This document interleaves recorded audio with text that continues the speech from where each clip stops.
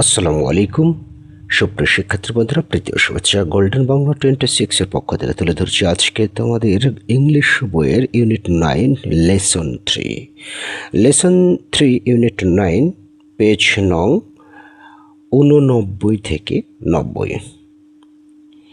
এই দুই পৃষ্ঠা থেকে যে ধরনের প্রশ্নাবলী সম্ভাবনা রয়েছে আসার, সেই প্রশ্নগুলি সম্পর্কে আলোচনা করব। তবে তার আগে অবশ্যই আমাদের এই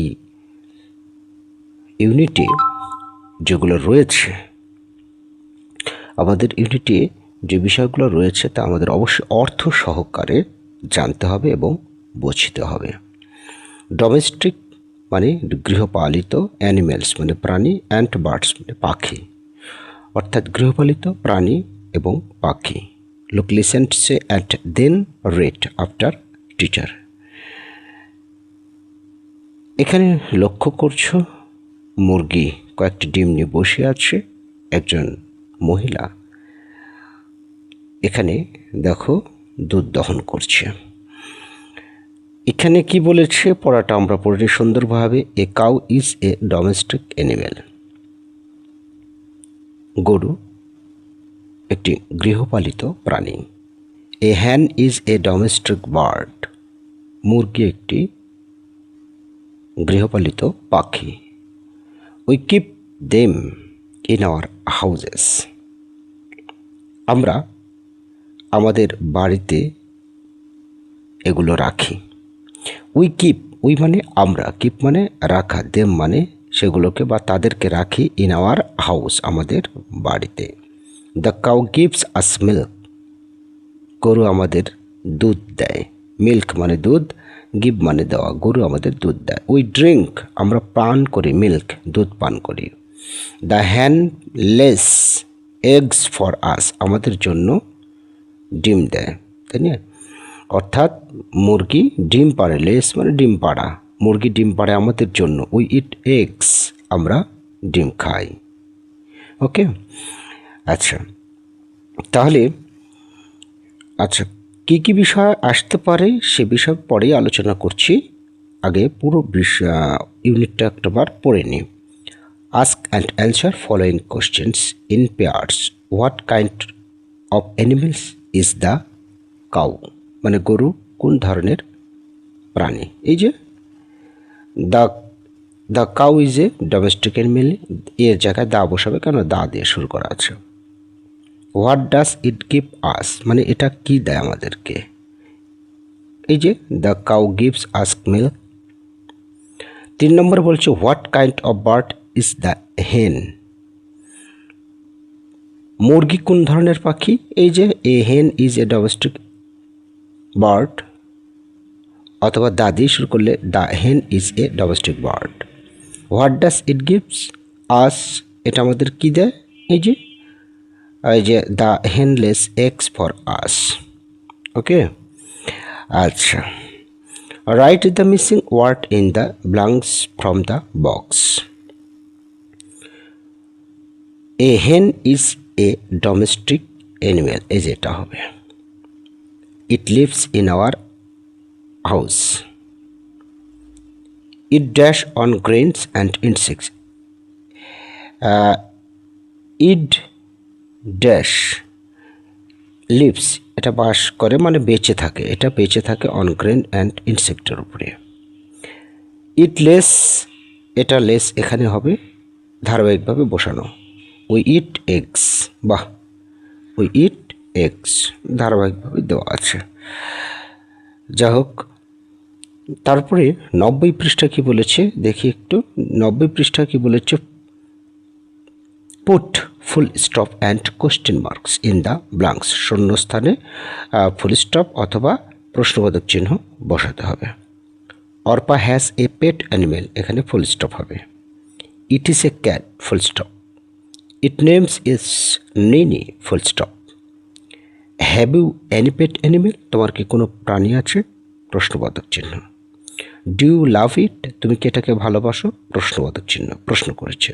হোয়াট ইজ ইটস নেম, এটার নাম কি? এটাও প্রশ্নবোধক চিহ্ন। ওকে, আচ্ছা তাহলে শিক্ষার্থী বন্ধুরা এবারে আরেকটি বিষয় আছে, now write 5 sentence about your favourite bird or animal, অর্থাৎ তোমার প্রিয় পাখি অথবা প্রিয় প্রাণী সম্পর্কে 5টি বাক্য লেখো। ঠিক আছে, প্রিয় পাখি অথবা প্রিয় প্রাণী সম্পর্কে 5টি বাক্য। তাহলে আমরা 5টি বাক্য তুলে দিচ্ছি সুন্দরভাবে, একবারে সহজ, সবচাইতে সহজ যে 5টি বাক্য, সেই বাক্য 5টি অবশ্যই বলে দিচ্ছি। তার আগে আমরা তাহলে ইম্পর্টেন্ট বিষয়গুলো কি, যে প্রশ্নগুলো এই অধ্যায় থেকে আসতে পারে। প্রথমেই সিলেকশন থাকবে F নম্বরটা, এই যে 5 সেন্টেন্স, ফেভারিট বার্ড অথবা অ্যানিম্যাল। ঠিক আছে, ফেভারিট বার্ড অথবা অ্যানিম্যাল সম্পর্কে 5টি বাক্য, প্রথম কমন।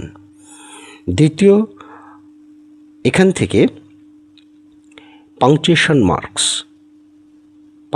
মার্কস একটা আসার সম্ভাবনা রয়েছে, সেটা হচ্ছে এই যে এটা, এই have you any pet animal অথবা ডু ইউ লাভ ইট, এই দুটোর মধ্যে একটা পাংচুয়েশন আসার সম্ভাবনা রয়েছে। তৃতীয়ত,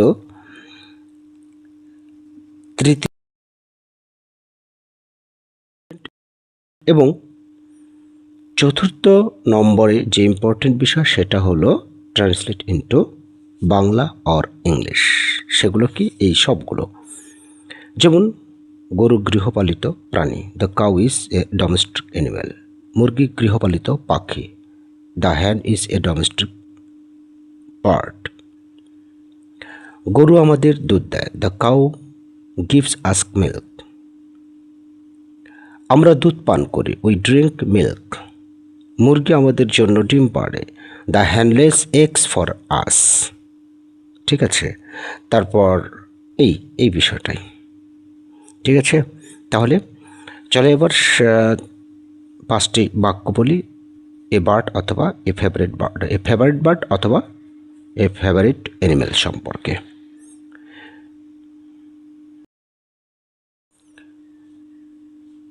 দেখো, তোমাদের এক বই থেকে একেবারে হুবহু বাক্যগুলো চয়েস করেছি, তবে আরও সহজ এবং আরও সহজ সরল প্রাঞ্জল ভাষায়, যা তোমরা কখনো ভাবতেও পারোনি।